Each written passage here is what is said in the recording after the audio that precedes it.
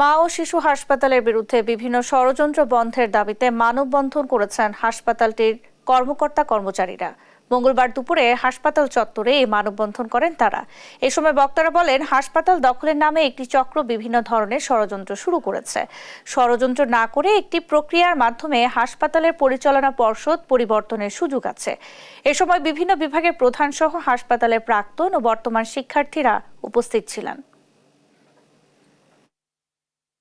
যাতে সবাই ঐক্যবদ্ধভাবে এটা দাঁড়াতে পারে এবং প্রতিরোধে এগিয়ে আসে, সেই জন্য জনসচেতনতা সৃষ্টি করার জন্য আমরা আজকের কর্মসূচি পালন করছি। যে একটা সুস্থ নির্বাচন হোক, নির্বাচনের মধ্যে যারা প্রতিনিধি আসবেন আমরা তাদের সাথে কাজ করব এবং এটা একটা সেবা খাত। আমার মনে হয় সেবা শিক্ষা খাতে যেমন রাজনীতি বন্ধ, আমরা আশা করবো এখানেও রাজনীতি বন্ধ করে একটা সুস্থ সেবার পরিস্থিতি ক্রিয়েট করবে।